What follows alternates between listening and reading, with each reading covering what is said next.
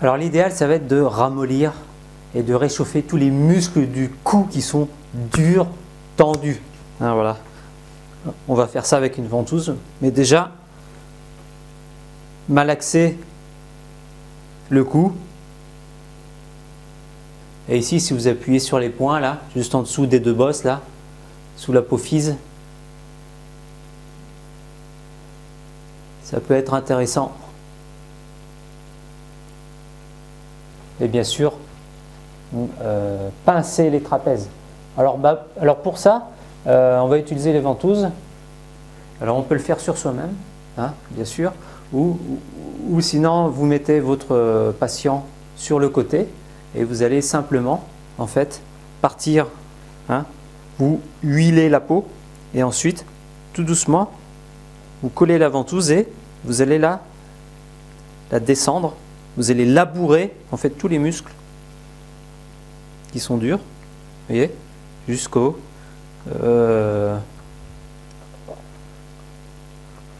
en haut du trapèze. Quand vous arrivez à l'épaule, vous relâchez et ensuite vous recommencez plusieurs fois. Et le but, c'est d'aller labourer toute la surface du trapèze, hein, jusque sur l'omoplate, des deux côtés. Alors ça marche bien, hein. C'est intéressant à faire. L'idée, c'est de, comme on a souvent en général, on estime que c'est le froid qui a contracté les muscles, le froid qui s'est logé en superficie, qui est rentré dans le cou, dans la nuque, un coup de froid, hein, tout simplement. Ça, c'est la théorie de la médecine chinoise. Donc simplement, nous, on va expulser le froid avec la ventouse, on va sortir, puisque c'est un élément, c'est un intrus, un élément qui rend malade, un élément pathogène, on va simplement l'expulser, en général, il se trouve en superficie au niveau des muscles et de la peau, muscles, poils. Donc on va, et des méridiens, on va tirer, simplement tirer cet intrus. Avec le bâton de Moxa aussi, hein, à 2 cm de la peau, vous faites des va-et-vient, comme ça, pendant 5-10 minutes. Ce n'est pas ma méthode préférée parce que ça dégage, ça peut être un inconvénient. Il y en a qui n'aiment pas trop parce que c'est un peu près de la tête. Simplement chauffer. Alors ce que je fais moi, j'utilise les ventouses chaudes. Et j'ai une ventouse à poire, simplement, vous la chauffez. Et ensuite vous appliquez la ventouse à poire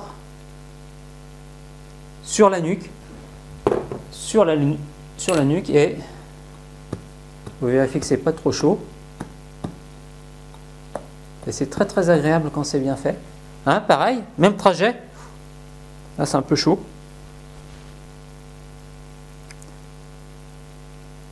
Vous attendez que ça refroidisse un peu et ensuite vous appuyez sur la poire et tout doucement vous descendez. Vous labourez la peau, c'est ça.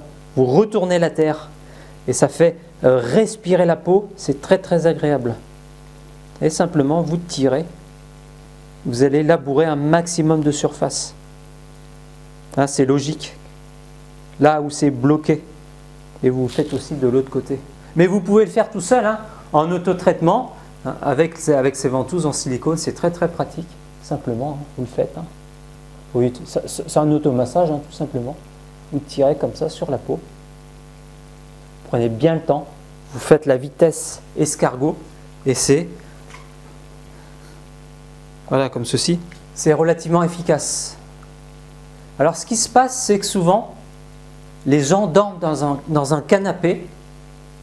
Vous êtes en visite chez quelqu'un, vous vous retrouvez dans un canapé et vous vous levez le matin avec un torticolis. Ça arrive beaucoup aux adolescents. C'est un cas très classique. Ce qui s'est passé, mauvaise position et le cou, la nuque exposée à l'air ambiant. Et il suffit d'un petit vent coulis, d'une petite arrivée d'air qui va s'insinuer dans le muscle, dans le trapèze, dans la nuque, et vous vous réveillez le matin bloqué. Et en général, on estime que c'est du froid, quelque chose de froid. C'est le même principe. Hein. Si vous vous mettez, surtout l'été, vous vous mettez devant un ventilateur ou la clim, c'est le même phénomène. La clim, on le sent de manière beaucoup plus forte, mais souvent de manière subtile. Vous allez attraper en surface en fait un phénomène un coup de froid. Ça peut être aussi un coup de chaleur. Souvent le torticolis c'est plutôt du froid. Ça me fait penser au phénomène de la lune. Il est très très mauvais de dormir la nuit, de faire du camping à l'extérieur et sous les rayons de la lune. Il faut vraiment se protéger des rayons de la lune parce que c'est très très nocif. C'est pareil, hein. Ça peut vous apporter une maladie, ça peut vous apporter un phénomène justement au niveau de la peau, ça peut apporter du froid, de la chaleur, ça peut vous mettre dans une situation très inconfortable. Il y a eu une expérience comme ça pendant la Seconde Guerre mondiale où on a fait coucher des soldats qui étaient blessés, on les a fait dormir à la belle étoile dehors. Et vous avez une autre partie de ces soldats qui étaient protégés sous une tente.